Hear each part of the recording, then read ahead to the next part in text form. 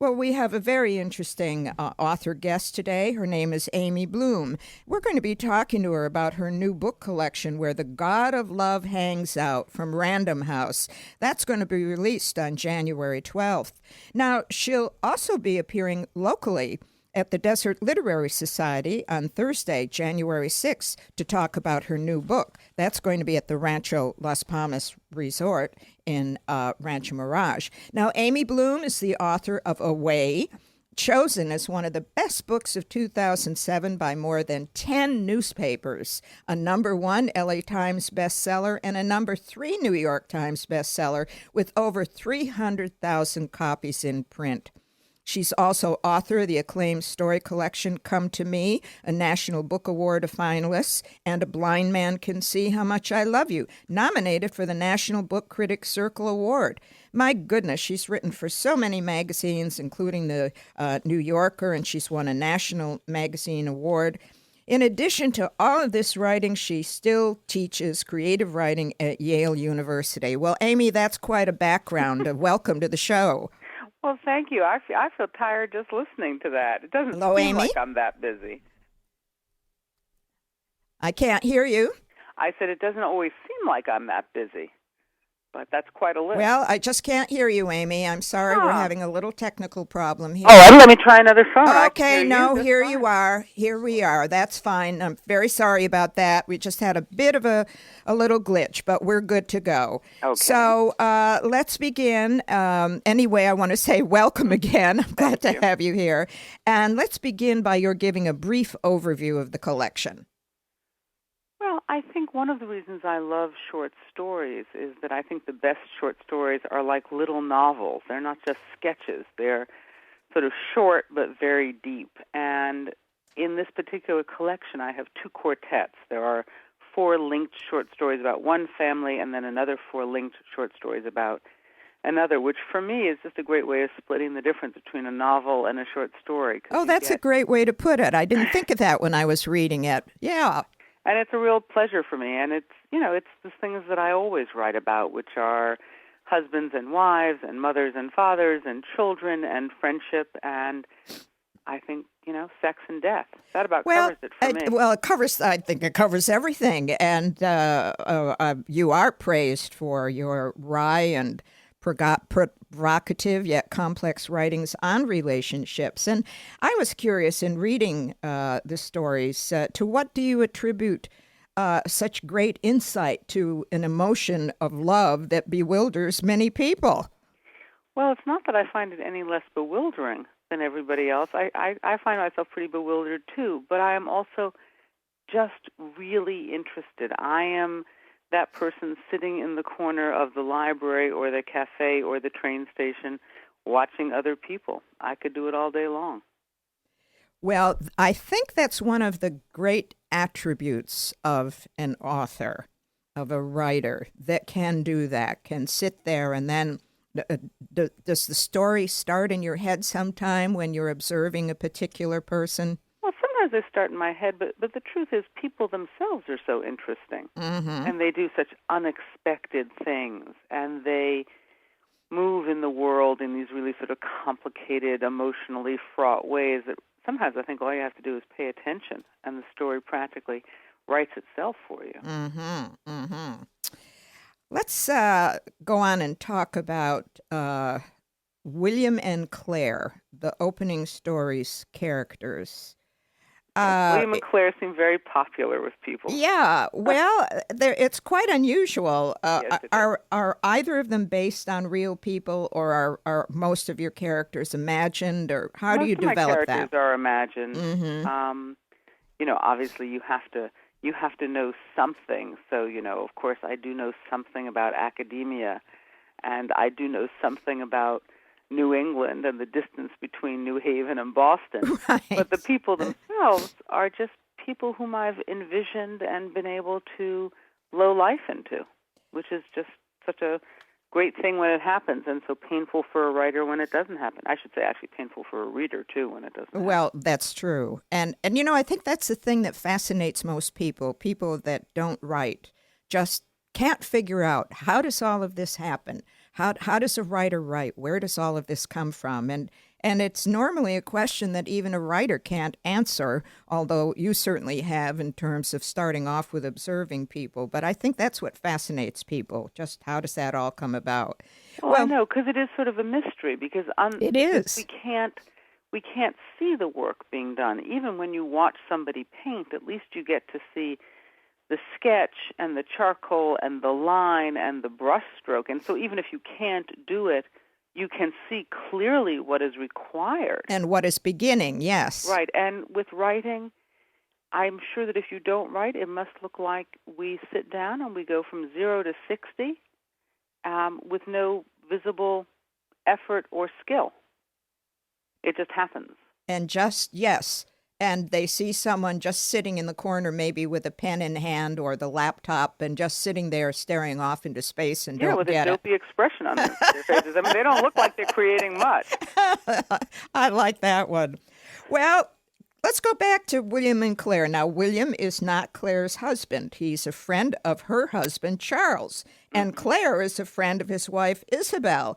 Yet in the story, I was interested in a quote that you say, everyone knows about their, quote, friendship. In what way is their relationship tolerated in the community of this story? Well, when their relationship begins, they are really all truly, platonic friends. The men like each other, the women like each other. The women have gone out, to do this or that, or go out for lunch. The men have gone out to do this and that. And there's no crossing of lines at all. There's not even any suggestion of crossing of lines. But as the years go on, the friendship is really between William and Claire, not between the guys and not between the women, although everybody likes each other. And then, one night there is just one of those unexpected turns that you take sometimes. It's what I think of when people sort of let go of the steering wheel for just 5 seconds.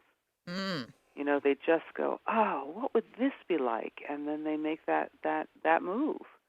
I'm not sure, as I was reading it, if I was sympathetic to either one of them.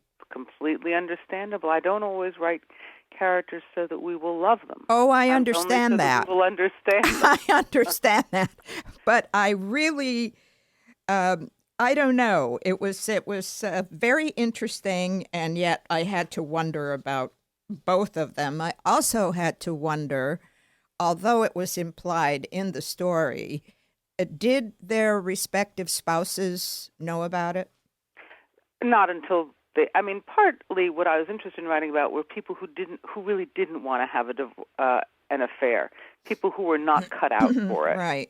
These are decent, smart, middle-aged people. They were not really the affair motel type. And, in the end, what they found is they couldn't really go on having an affair, and they couldn't bear to be apart. So they told their spouses they wanted to get divorced. So at that point, of course, their spouses did know about it. Yes. And one of the things that mattered to me is that both her first husband and his first wife go on to remarry. Yeah, I thought that that was a really nice twist. But again, I want to go back to the question about the fact that everyone, and I'm not sure how you meant that everyone knew about this friendship. And I'm not sure whether that was implied in the story, that the town people knew about it, or they tolerated it, or what? No, I think it was just regarded as a quirky friendship. I don't think it occurred to anybody that these people who seemed so physically, ill-matched and who both had very attractive and charming spouses were having an affair. So I don't think it was that the town tolerated it. I think it didn't occur to anybody. I gotcha. Okay. All right. Well, now, in the book, there's a story about a mother and son. There's a story about the relationship between a man and his daughter-in-law, a young woman haunted by the death of her roommate. What is the thread that ties them all together? Well, the bigger thread is probably something like the trials and tribulations of being human. But I suppose it's also true that I'm always drawn to relationships, which are sometimes unexpected, but always incredibly important. And so the father-in-law, who has always looked on his daughter-in-law of 5 years, as a nice, pretty, not terribly interesting, but sensible girl, and she makes his son happy, and that's the extent of his thought about her, suddenly finds that she's somebody completely different than he thought she was, and he's different than she thought, she's different than he thought, and they become friends, and that's the whole story. But I really wanted to write about the beginning of a friendship. Mm-hmm. Mm-hmm. Do you have, I'd like to ask this question, and I always say this is like asking the question, who's your favorite child, or who's your best friend, or whatever. But in this particular book, do you have a favorite character? Oh, well, there are several characters I like. They're not always the most central character. I like, for example, Pat Scene in the Lionel and Julia stories, who is Lionel's pregnant wife, and I like her because she is so straightforward.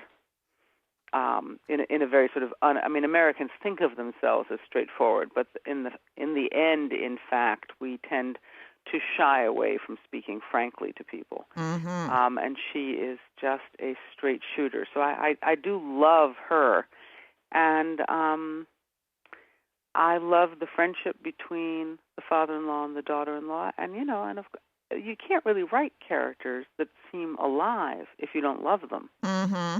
Yes, with all their foibles, even. Especially with all their foibles. Who could stand to write perfect people? It would be boring, wouldn't it? It'd be boring. It'd be depressing also for the rest of us. It probably would be. Talk a little more about the story of Lionel and Julia. Well, we don't want to give anything away, but but that was a complicated quartet to write because I wrote them actually in chronological order, and I wrote them over a very long period of time. I think my first Lionel and Julia story I wrote in about 1992, and the last one I wrote in 2009. So that was sort of wonderful for me to be able to think about them and carry them with me for such a long time, and to watch them mature, and for me to mature as a writer, and also to give myself a chance to think more about things that I thought I might have finished with, but it turned out I had another vision of it. I had another turn in the road, and that's just such a pleasure for a writer. And also for the listeners, what was the relationship between Lionel and Julia? Well, Julia is a writer who a white woman and a jazz critic who marries a very successful African American jazz musician who dies fairly young, in his mid-50s. And she is the stepmother of his one child from an earlier relationship, and she is also the mother of their little boy. And it's really the story of this woman raising these two kids, sort of going on with her life, never really having another great love, but having different kinds of relationships, and, struggling with what it means to be a mother, to be a stepmother, to be a single parent, and sort of moving forward in the world, making some terrible mistakes and also trying to recover from them.